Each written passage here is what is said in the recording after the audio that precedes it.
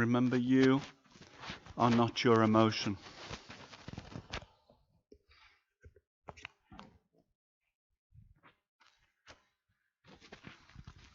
I think the big glue for this.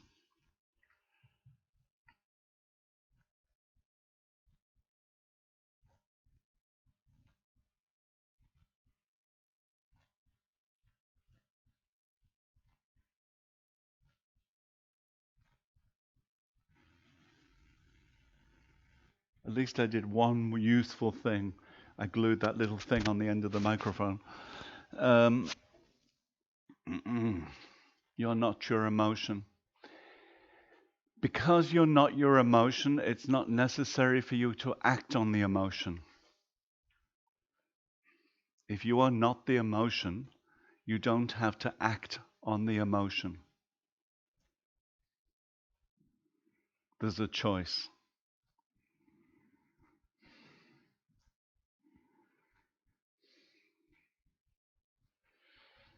And then remember times that you felt different from the present emotional time. Remember times you felt different.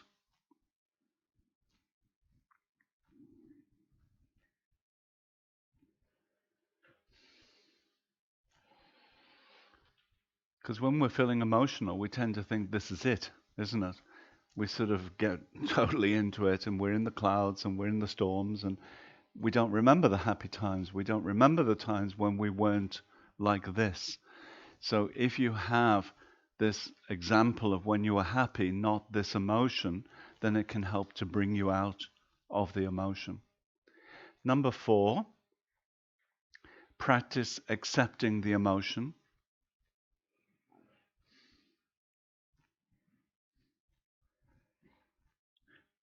So this is 2 points. Don't judge the emotion.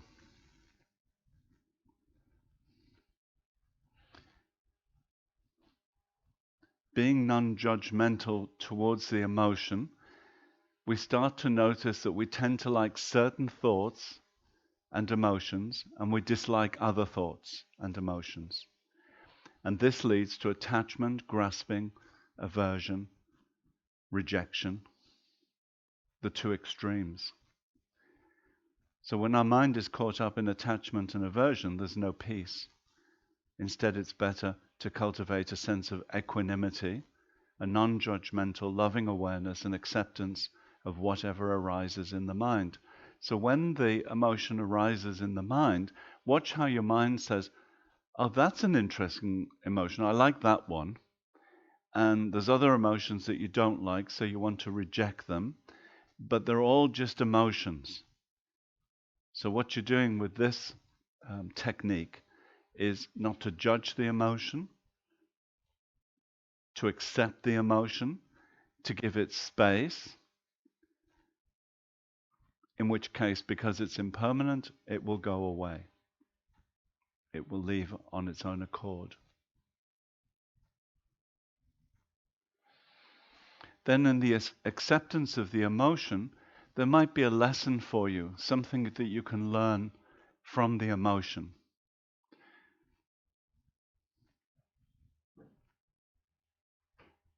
So it could be that if you're angry, what you learn is that you have a lot of energy, and then what to do with that energy. Instead of using it for fighting, for creating havoc, use it for something beneficial.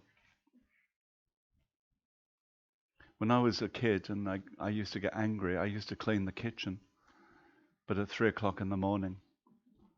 So I used to go down when I was young, when my mother had said no to the Beatles concert. I tell you, that kitchen was so clean. I used to take all the pots and pans out, all the dishes out, and then clean all the cupboards, and until I get completely exhausted, and then I could sleep. So if you can't sleep, you lie awake and you're thinking and thinking and thinking, isn't it? The mind just keeps going around and around and around. Better to get up, do something physical, use up that energy, and then go back to bed. So, and also, do something that you don't like doing. I don't like cleaning kitchens. I like clean kitchens, but I don't like cleaning kitchens. So my antidote when I was a child was cleaning kitchens. Because if you do something that you like, then it starts to teach you that the negative emotion gives you what you want. More TV, more internet time. Because I can't sleep, so then I switch on the TV. And then I watch TV until 3 or 4 in the morning. And then, I buy a whole load of stuff that I never wanted to buy because I was feeling emotional. I convinced myself I need some new fry pans because they're on sale at 2 o'clock in the morning. All this can happen because you're emotional, you're vulnerable, and then you're open to being manipulated emotionally. So use the energy for something beneficial. Changing painful emotions through opposite thinking and action. Changing painful emotions through opposite thinking and action. So this is more the analytical meditations. So the first part we were talking about mindfulness meditations. Now what I'm talking about is more analytical meditations. So first we'll talk about sadness or depression.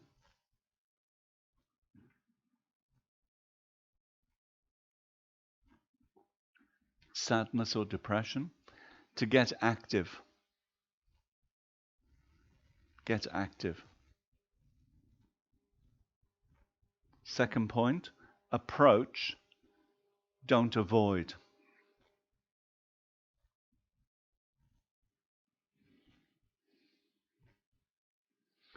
Third point, do things that make you feel competent and self-confident. Competent and self-confident.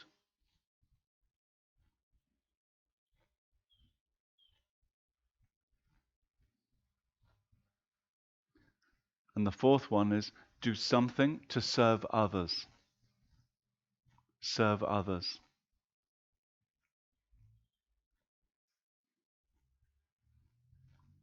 So the suggestion is that if you have a specific problem that's causing the depression, think of others who are having exactly the same problem and do something to help them.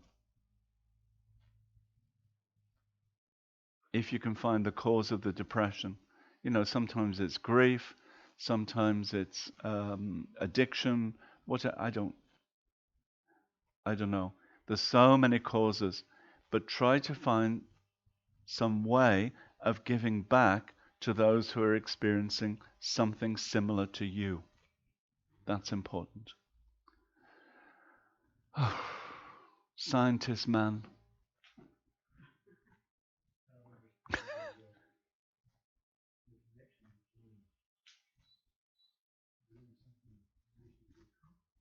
Mm. In sadness, there's often the judgmental, critical, I'm no good, I'm useless. Sadness also, if you look at the severity, you can go from sadness to depression.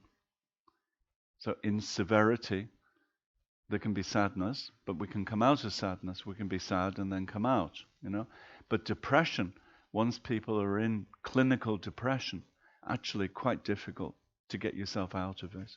And then often people need help, professional help. But as we said, nowadays maybe you don't get the professional help.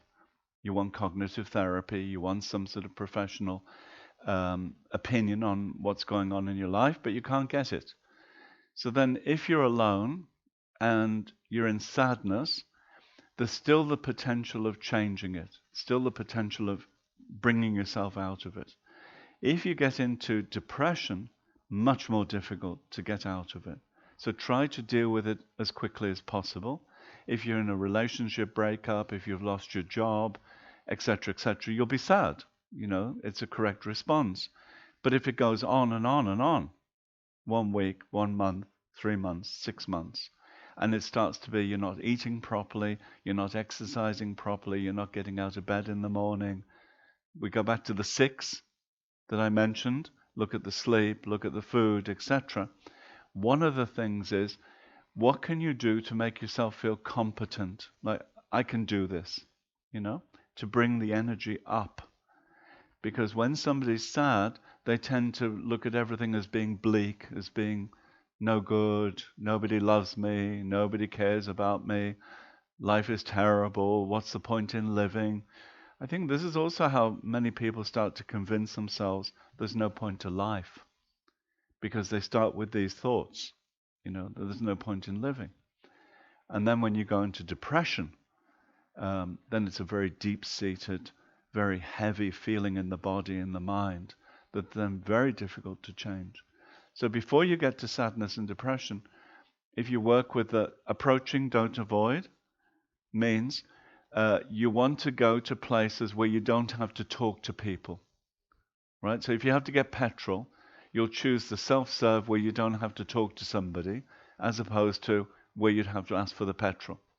You go to a supermarket or not a small shop, where you don't have to talk to somebody, and you choose the self-service checkout, where you use your card instead of having to talk to somebody. You see what I'm saying? You start to avoid the human contact. So here it says, get active. We want to stay in bed or plonked in front of the TV, right? Eating TV dinners. Microwave TV dinners. Then you don't want to approach anybody. You want to avoid them. So you don't answer the phone. You don't go to places where you have to talk to people. So then what it's saying here is, if this is starting to happen, you need to start thinking of things that make you feel competent and self-confident. Now, my advice would be, if you have a history of sadness and depression, and you come out of it and then you go back in, some people have cycles of it, be ready with what makes you competent and self-confident before the sadness and the depression. You have to know what it is before you're sad or depressed. Because once you're sad and depressed, you may not be able to think. Then doing something to serve others, maybe you can start now and do it on a regular basis, because there are people who've got addiction problems, alcohol problems, grief problems, many sorts of problems, right? And people living on the streets. Here we are, first world countries. We have people living on the streets. Then we have people without any food.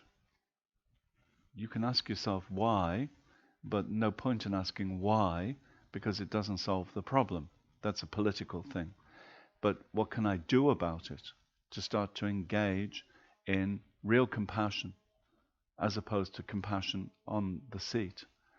When you see the happiness in somebody else by giving to them, it makes you far happier than giving to yourself. Isn't it? When you see the happiness there, it makes you far happier than when you're giving the cake to yourself, when you give the cake to somebody else. I remember a long time ago with Lama Zopa. I was with Lama Osal when he was about 4, and we were feeding the beggars in Bodh Gaya. The problem with feeding the beggars in Bodh Gaya is they start to go berserk. They start to go crazy. So we were feeding, it was going quite nicely, and then it started to get really weird. And all these people were coming, and they started pushing and shoving, and there were these big vats of food, and we could imagine the food going everywhere and boiling hot and all this sort of thing. So, in India, you try to help people, but it often goes wrong because you're not being skillful. So the thing about helping others is, how can you be skillful in the helping of others? And often people want to do it by themselves. So I tell them, it's often better to join an organization who is helping others. If you like animals, join a group that are helping animals. Whereas when you're just alone, it's much more difficult to be a benefit to animals. Join a group and help the group, as opposed to just trying to do it by yourself. And then as part of that group of helping animals or helping whatever, do something that makes you feel successful. I mean, it could be just brushing dogs, can't it? Or feeding dog, just putting the food in front of the dog. But when you see the dog's tail wagging and you see the dog so happy, you can feel really happy. Or cats or horses or whatever it is.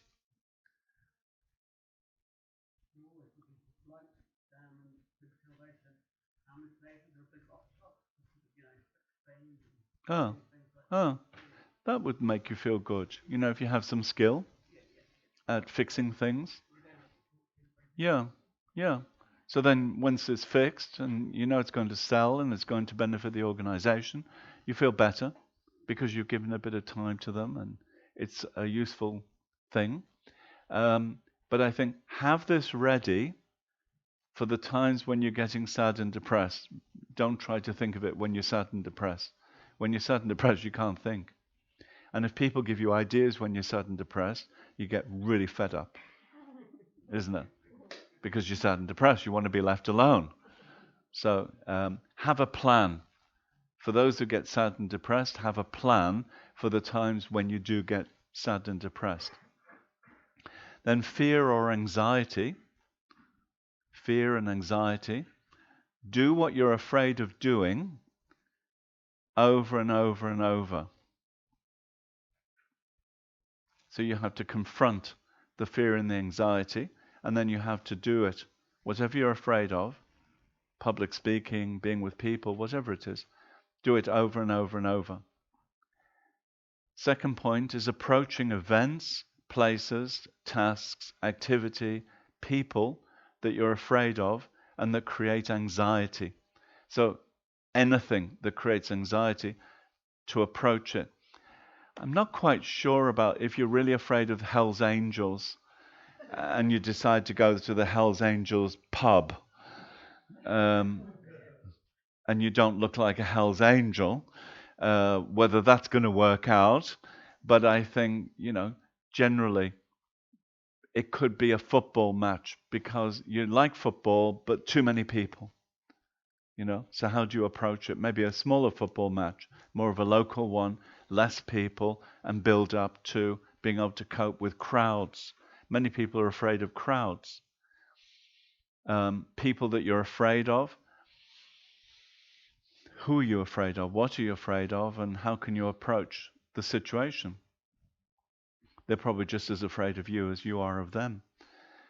Tasks, things that we tell ourselves that we can't do.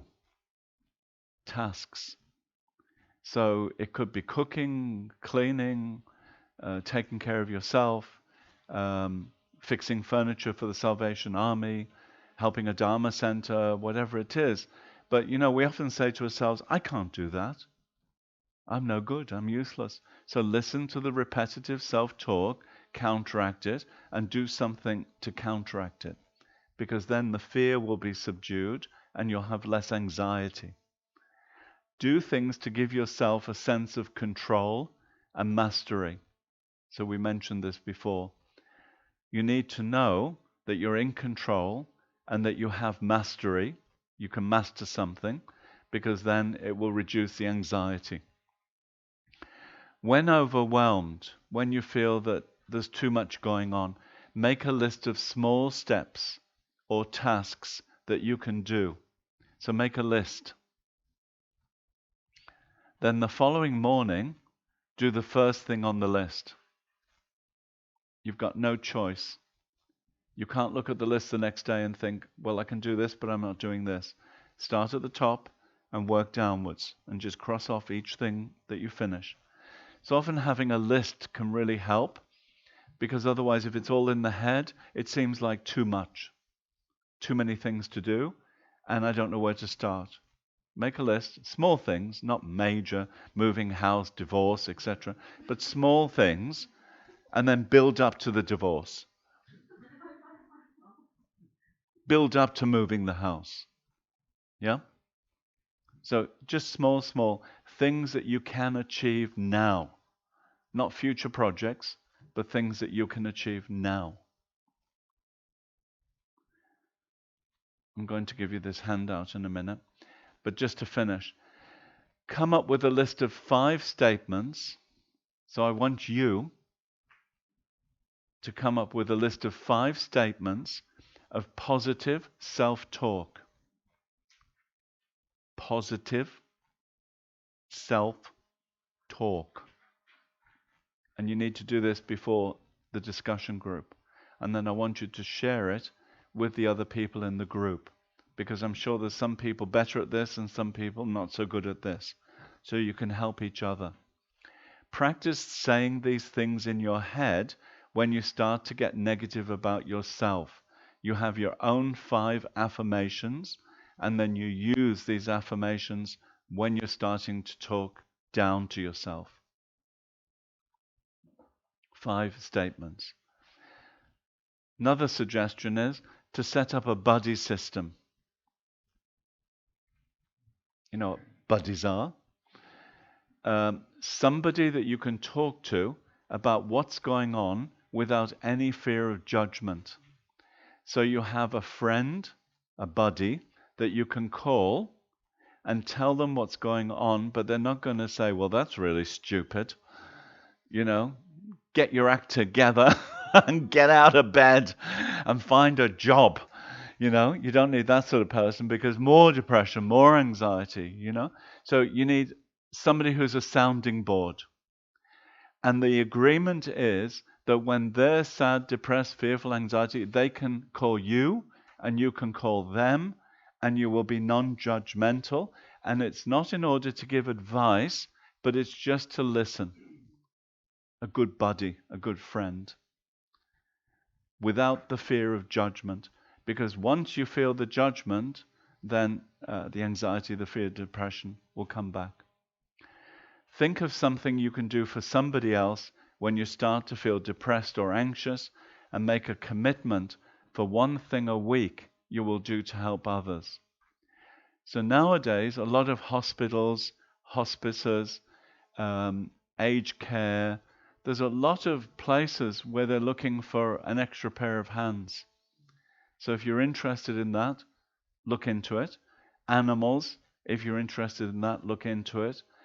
Feeding people on the street. There's so many projects now because socially we're letting ourselves down from the political point of view. The governments are not doing it, so the people need to do it. So now the NGOs are sort of picking up where the government lets us down. So if you have a particular interest, then look to who's doing that interest and see if you can help them. I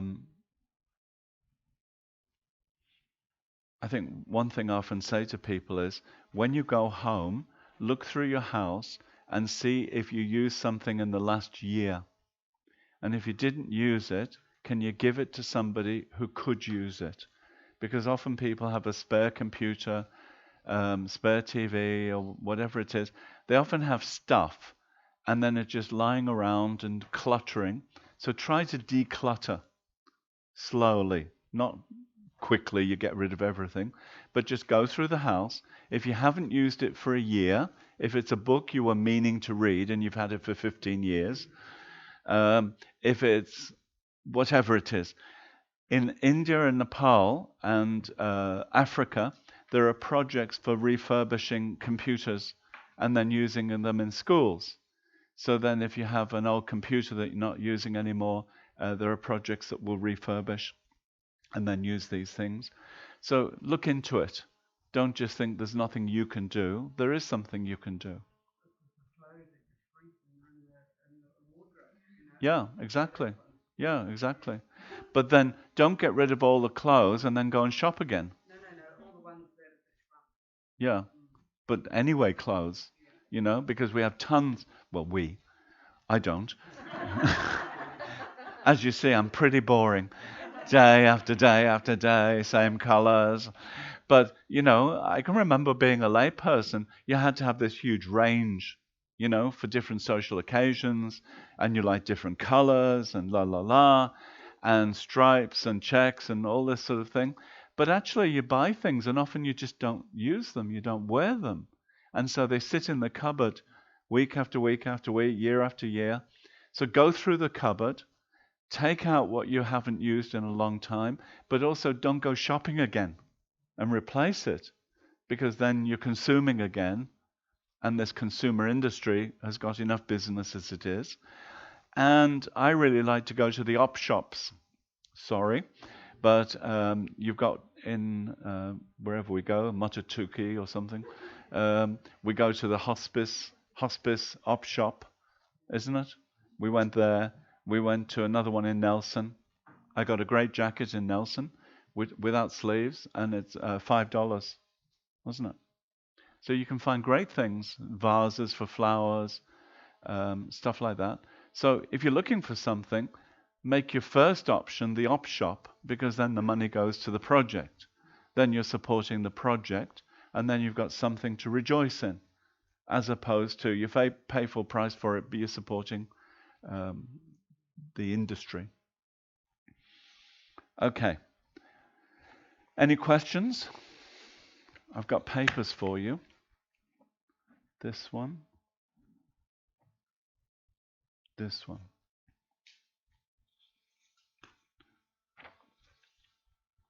This must be two sides. Yeah. There you go.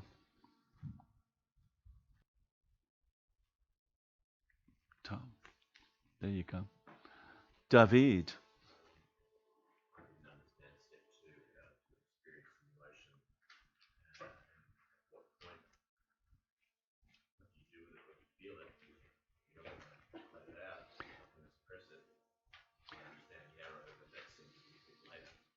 Look at the color of it, the shape of it, the feeling of it, the heat of it or the coolness of it. So you're sort of looking at it as perhaps an entity. Yeah, yeah. But there are different techniques for different types of mind. So different minds can work with different techniques. They can't do all the techniques. Some of the techniques work for some people, some don't. So for some people, they can just observe the emotion and be aware of color, shape, etc. Some people can do it like the sky. Try different techniques. A what? Oh, I thought you said a babysitter. Advertise. A babysitter. There you go. You've got her. She's there. She's your buddy. Don't you like her? I see your eyes going blank there. They did. She wanted a more interesting buddy for some reason.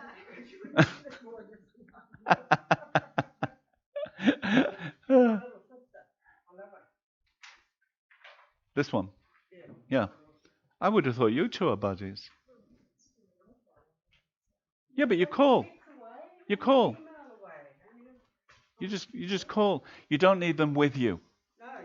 I think more important, they're not with you. Yeah. Because thanks. It's just somebody who says, I understand. I accept you. I know I can understand what's going on, and just listens to you. And then that's it. You're not looking for an answer, because you're in the talk, you'll find the answer. Usually when you're talking to somebody, it starts to become clear what the answer is for yourself. Or when you get off the phone, then because somebody's listened to you, it's reduced the intensity of the emotion, and then you're more clearly able to see what to do. But without that, you need to try and clarify yourself, which is more difficult. So I think that's why it's important, if we do experience these emotions, that we do have a buddy, a friend, who can put us back on the clear track instead of encouraging us into the delusional track. There are some people that when you call them will increase the negative emotion. Right? Oh, they had no right to say that to you, and and they're putting the ego up, and then that will create more confusion. No. she'd never be upset. This woman is like Teflon. I tell you, it's just going to wash over her. Yeah. Now she's got you. She has built up to you. 45 years. You are the pinnacle of her career. And then she will retire. But we don't need mental health training. All you need is to be kind and to listen. Just that. And often we don't have that amongst our friends because they're friends. They feel that they should say something complimentary, nice, or judgmental, critical, because they're friends. Then family, same sort of thing. So what you need is somebody just to listen, and the agreement. You have to make an agreement between you. When I'm sad, depressed, whatever it is, I need to be able to call you and just be able to tell you without you judging, criticizing, or giving me the answer. The same with them. They need to be able to call you. So be careful, because when they call, you can't say, oh, it's not a good time. You know, I was just about to have a bath. I've got the candles burning, the bubbles are going, I'm just about to have a bath.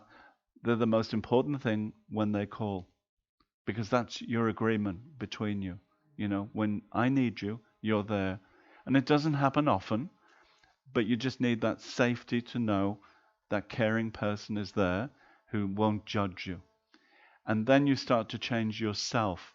They won't change you, you'll change yourself, because the ego will lessen, the delusions will lessen, and then you'll know what to do with the situation.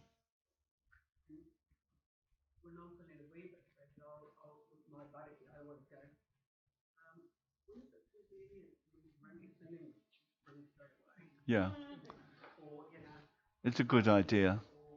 Yeah, because people have lives, and so if the other person's very busy, you can ask them for a time.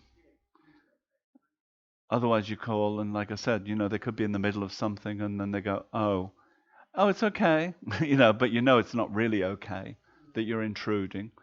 And so to have an appointment can be a good idea. Yes?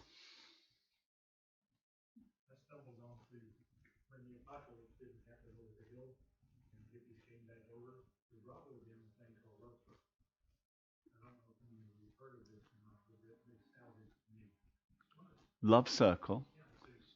Nude or with clothes on? Oh.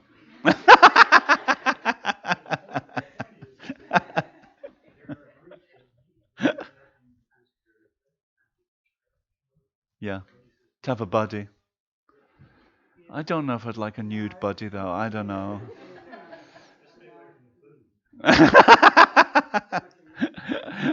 Uh, but it's the feeling, isn't it? The feeling that somebody gives you, that they care about you, they value you, not because of what you're giving to them, not because of what they can do for you, but just because of their decision, the way they view you. And then they're viewing you in the same way. It's, you know, that two-way. We value each other and the difficulties that we go through and the sadness, the depression, whatever. We value each other, and in that value, there's that feeling of being supported, but not judged, not told what to do. It's just important to hold, you know, to hold people in their preciousness like that. Aye, aye. Is that when your hair turned grey?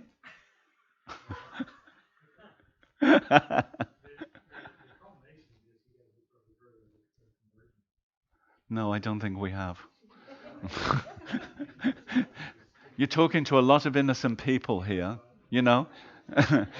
Don't give us too much information. The retreat may finish sooner than we thought. Oh dear. There is a nudist camp, isn't there, very close by? I went out, the lady. I mean, hang on a minute. I didn't go to the nudist camp, but I drove with the lady who is the caretaker of the nudist camp, and she drove me to Nelson, wasn't it? When I was doing the public talk in Nelson. So she said, "Oh, I live next door." "Oh, really? What do you do?" And she said, "Oh, I'm the caretaker of what's it called, Sun Village or something, huh? Sun Club." And I said, "Oh, that sounds like a nudist place or something." She said, "Yeah, it is."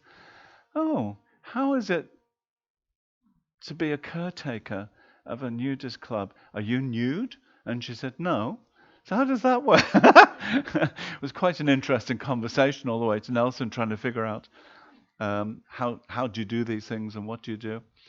So I think not important, uh, the clothes or the not the clothes, the religion, the philosophy, whatever it is. You just find that person who cares.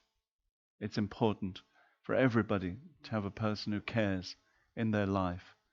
And then when you need it, they're there, isn't it? Because if you don't have it, then, these things of society, so much going on, so much churning of emotions in society, then we need some sort of stability to know my friend is there, my buddy's there. That's all. Yeah.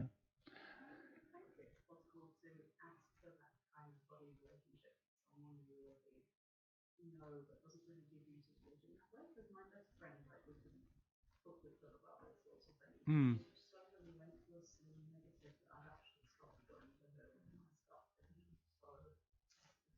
Oh, and you want her to be a buddy? You could find yourself with the rope around your neck. And have you ever asked her why she's negative?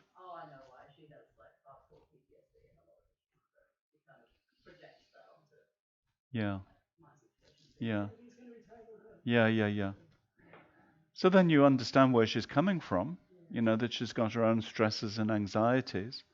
And maybe it's to control the times that you could see her, for lunch or dinner or something once a month or to. Oh, but it's nice to try and stay in touch with somebody like that who probably needs you because you've got a sunny personality, you're positive. She probably needs you, but then you may not need her.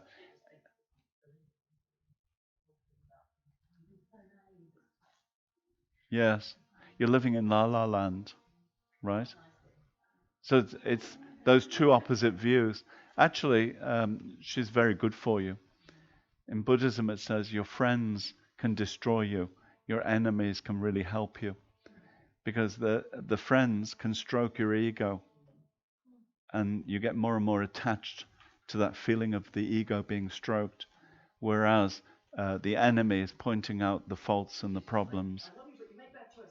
You can say to us, "So true, so true. I've made so many bad choices in life." Look for the resistance, because she's pointing out the resistance. And then when there's no resistance anymore, you don't need her anymore and she won't need you. Somehow there's some sort of energy dynamic there, isn't it?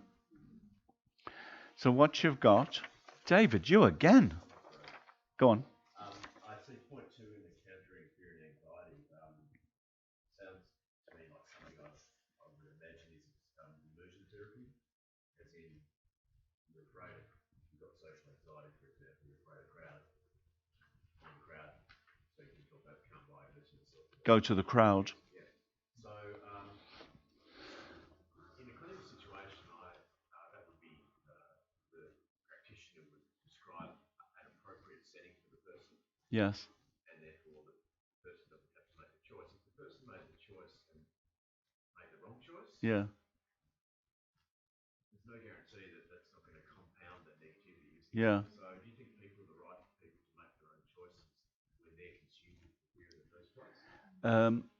Okay. I'm going to tell you what Buddhism is for. The sane. You can't apply Buddhism to extreme problems. So if somebody needs a psychologist or psychiatrist, that's different than giving this sort of information and somebody being able to use it themselves.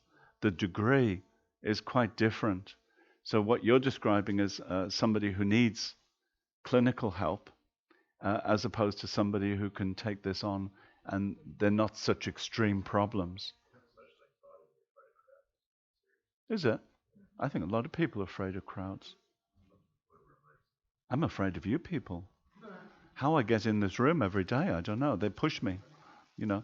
But I think a lot of people now around the world are afraid of crowds. When we look at TV, you know, we see these crowds and things happening in crowds, you know, like in Barcelona, something happened, and then a football match, the stadium falls down, and you know, there's so many memories that I think people have of crowd situations that can be negative. It can sort of create a lot of anxiety and stress about crowds. I think we're not talking about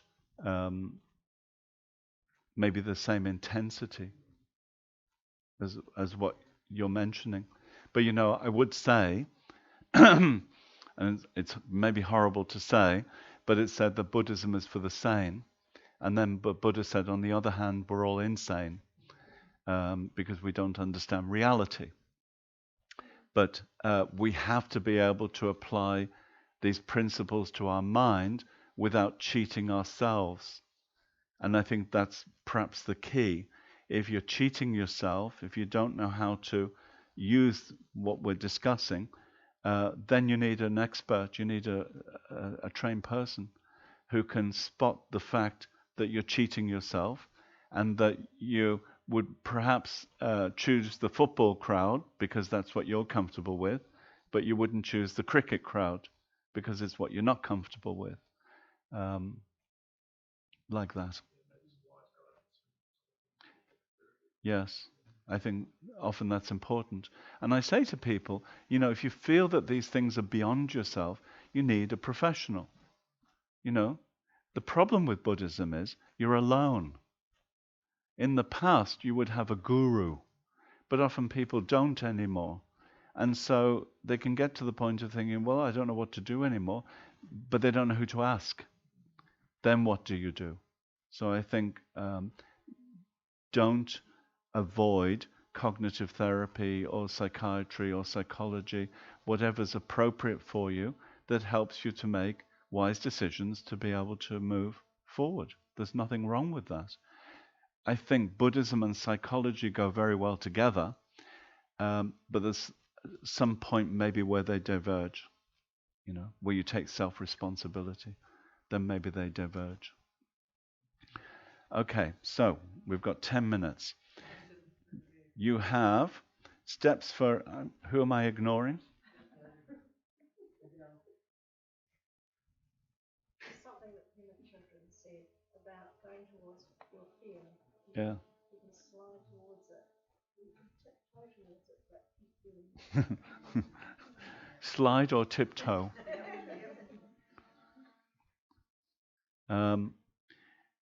One sheet says steps for increasing positive emotions. So this mentions the things that I mentioned to you in a written form. So countering negative self-talk, increasing pleasant events, do one thing a day that's pleasant for you, etc. So build positive experiences, be mindful of positive experiences, and don't focus on worries. That's fairly self-explanatory, isn't it? Lama Tsongkhapa said, if you can solve the problem, why worry? And if you can't solve the problem, why worry? If you can solve it, why worry? If you can't solve it, why worry? Westerners will take option C, I'll worry anyway. Right? So if your habit is worry, then you have to particularly look at the third one. Don't focus on worries. Think about when the positive experience will end. So if you're worrying about when the positive experience will end, you start to worry, and often through worry you create the experience of it ending. I'm in a great relationship, when will it end? Thinking about whether you deserve this positive experience. I'm not good enough for the positive experience. I'm not good enough for the job, the relationship, the responsibility, whatever it is. So you start to worry about it. And then the third one, thinking about how much more might be expected of you now. So you get a promotion or more responsibility and you start worrying about it. You wanted the promotion, but then you start worrying about how much more do they want of me? How much more will I have to do? So drop the worry. I often tell students, write down your worry. If you write it down, it often becomes clear there's something you can do or there's something you can't do. If there is something you can do it. There's no need to worry. If there's nothing you can do, stop worrying. It just uses a lot of positive energy and will take you into often sadness and depression. Because as your energy goes down, you'll start to put the label sadness and depression. Right? My mother was a terrible worrier. She used to say, don't cross your bridges until you get to them. She was over the bridge and 25 kilometers down the road. Terrible worrier, you know. The money from my father would come on Friday because he was in the Merchant Navy, so it would come through the post office. So by Wednesday, she'd be worrying about whether the money was coming Friday. Every Friday the money would come. But by Wednesday, she'd have migraines. She'd lock herself in the bedroom, banging her head on the wall, real brick wall, because there was no drugs in those days to deal with migraines. So she'd bang her head on the wall because of the pain. And then after 2 days, the money would come and then the story finished. Next week, same thing. So that's how I learned to cook. Otherwise, I'd be dead by now. By 5 years of age, I was cooking roast dinners on Sunday because you have to do these sort of things. So, I saw what happens when somebody overly worries, that they send themselves into sickness, into this habit week after week after week of worrying about what's not going to happen. And if it did happen, then you wouldn't have the energy to deal with it because you've been worrying so much that you don't have the energy, So deal with it when you need to deal with it. If there is a definite problem, figure out the solution to the problem. And if there's no solution to the problem, stop worrying. Then this other one is a diary. This 2 pages. One is regulation step list, steps for reducing painful emotions. I suggest you cross off one day if you're following this. So don't do it every single day so that you get bored with it, but also photocopy it and use it week after week for a while to get into some positive habits. So it mentions the things I told you about: physical illness, balanced eating, mood-altering drugs, sleep, exercise, mastery. So Monday, Tuesday, Wednesday, are you doing these things for yourself? Doesn't mean just tick, tick, tick, tick. It means really checking. Are you looking at your diet? Are you looking at the exercise so that you're finding a balanced lifestyle? Then the next part is increased positive events. Have you increased pleasant activities, long-term goals, attended to relationships? And the one I really like, avoid avoiding. Because we do avoid, right? So again, cross off one day, and on that day, try to do something positive in accordance with the most important things that you found. So for instance, if you realize during the week, very busy at work, but no exercise. So on the day off, you could go and do something, roller skating, ice skating, walking in the bush, whatever you want to do. But do something on that day off in accordance with what you found in here. This is just to give you information of what needs to be adjusted. Take a cooking class. If you're going vegetarian, take a cooking class on how to make healthy food, etc., etc. Don't just go tick, tick, tick, tick. Wow, I'm doing so well. The other side, mindfulness of positive emotions, experiences that occurred. focused attention on positive experiences and avoided worry about positive experiences. So, are you focusing on the positive experience as opposed to the negative experience? Are you picking up the thing and stabbing yourself with the negative experience? Then, mindfulness of the current emotion. Did you observe the emotion? Did you experience the emotion? Did you remember not to act on the emotion? And did you remember times you felt different? So again, this is training your mind to see things in a different way. When the emotion arises, we have to change the response. The emotion is not the problem. The response to the emotion is the problem. So when the ego attaches to the emotion, you feel it's me and I need to do something about it. So here it's asking you to observe the emotion in different ways so that you get more clarity. If none of that is working, you've got the last one, which is opposite action. How did I act opposite to the current emotion? So if you find the mindfulness is not working for you, and the analytical meditation is, then what's the most important negative emotion, the delusion, and what's the opposite way of thinking? Did you do that? So that's your diary, which I hope will be of use to you. Yes. On the same page, under skills, Yes. it's just avoiding worry about positive experiences. Yes. Read negative. No. Positive. When you have a positive experience, many people start to worry about whether it's going to happen again. You went on a date, and then you worry about the next date because it was a good date. Or you had a good day at the office and you worry about the next day at the office. Whatever it is that's positive, instead of rejoicing in it, we start to worry about it. And so we're actually taking away the positive energy of it. So it's when we're happy, when we're positive. In Buddhism, we would say we offer it to the Buddhas. But if you're not Buddhist, if you have a positive experience, don't worry about it. Don't think about it. Don't overthink it. Don't worry about when it's going to happen again, etc., etc. Just rejoice in it. Feel really happy in your heart that that I had this experience. And then you're creating the cause for more of similar to happen when you rejoice. Through worry, you're just taking your energy away and you're going down into sadness and depression. There's more there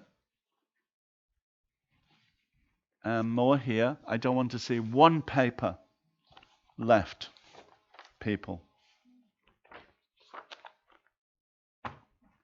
There's some trees sitting there. So if you want more of those diaries, please take. No need to go home and photocopy. Do take. And if you think that you want more of anything, just take it. Yeah? Okay. So discussion groups. The 5 positive self-talks you're doing, and you're going to share with each other. Then the ruling part of the body, brain, heart, stomach, whatever, you're discussing where is the ruler, not the measurement, the ruler, like the king or the queen. Where is it? Because we've heard it's in the heart area, it's in the brain area, is it in the stomach area? Where is it? What do you believe? What do you think? Who's the driver? Go through the rest of the material, and particularly what I just gave you now. Discuss with each other how you're going to use it. And that should be enough, shouldn't it? Should be enough. And now we dedicate.